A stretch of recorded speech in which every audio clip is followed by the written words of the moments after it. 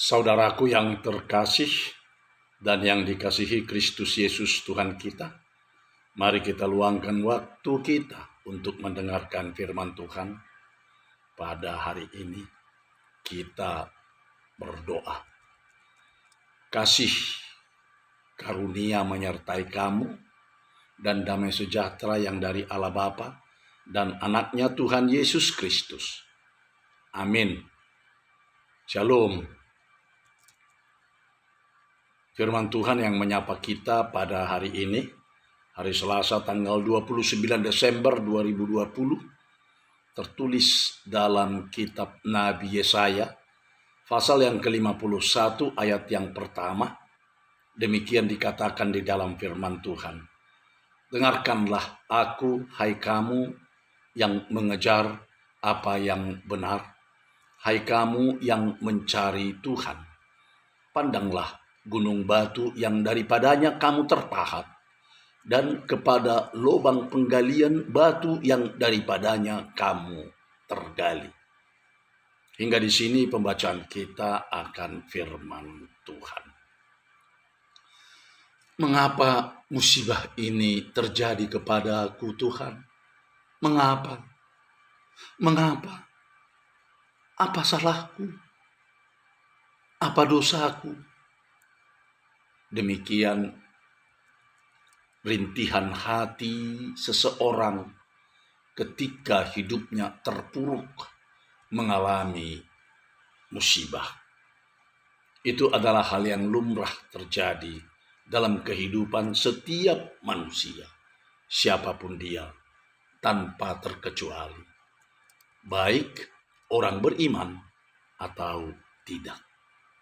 Saudaraku yang terkasih dan yang dikasihi oleh Kristus Yesus Tuhan kita, demikianlah umat Israel ketika mereka dibuang oleh Tuhan Allah ke negeri Babilonia.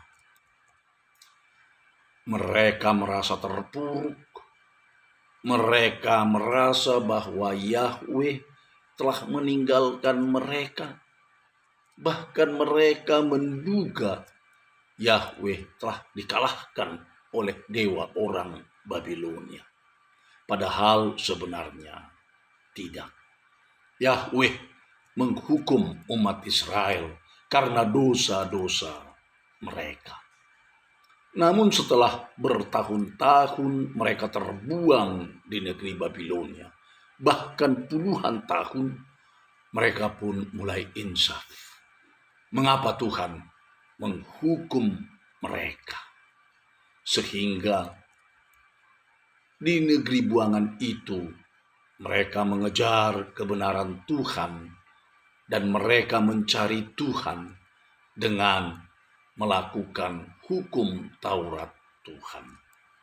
Mereka merindukan agar dapat kembali beribadah di bait suci di tanah leluhur mereka di negeri Yerusalem. Mereka rindu untuk kembali ke tanah Kanaan. Namun mereka melihat titik-titik terang untuk hal itu seolah-olah tidak ada lagi. Mereka hanya pasrah saja dengan keadaan itu, tanpa ada lagi harapan sedikit pun dalam hidup mereka. Tetapi dalam situasi ketiadaan pengharapan tersebut, tampillah seorang nabi yang disebut sebagai Deutero Yesaya, menyampaikan firman Tuhan kepada mereka, agar mereka tetap berpengharapan dalam realitas kehidupan yang sedang mereka hadapi. Sang nabi mengingatkan mereka akan peristiwa Mesir, bagaimana Tuhan membebaskan mereka dari perbudakan Mesir itu. Hal itulah yang digambarkan oleh Nabi dengan dua gambaran. Gambaran pertama, bahwa mereka dipahat Tuhan dari gunung batu yang kokoh yang mengekang mereka sehingga tidak dapat bebas dari perbudakan tersebut. Namun Tuhanlah yang bertindak mengeluarkan mereka dengan gambaran terpahat dari gunung batu. Gambaran yang kedua, bahwa Tuhan menggali mereka dari lubang penggalian batu dan mengeluarkan mereka dari sana. Mereka diingatkan bagaimana Tuhan Allah membentuk mereka menjadi sebuah bangsa yang berdaulat dengan memanggil nenek moyang mereka Abraham menjadi bapa orang percaya. Sang nabi mengingatkan mereka bahwa apabila Tuhan bertindak, tidak ada yang dapat menghambat apapun dan siapapun. Saudaraku yang dikasihi Kristus, demikian juga dengan kita yang dibebaskan oleh Tuhan Allah di dalam Kristus Yesus Tuhan kita. Kita dipahat dari gunung batu perbudakan dosa, iblis dan maut. Kita dibentuk dan dilahirkan kembali menjadi manusia yang baru.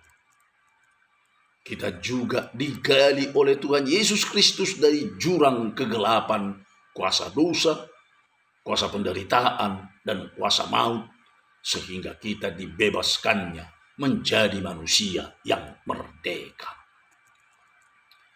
Itulah yang dilakukan oleh Tuhan kita Yesus Kristus ketika Dia datang ke dunia ini melalui peristiwa Natal yang telah kita rayakan.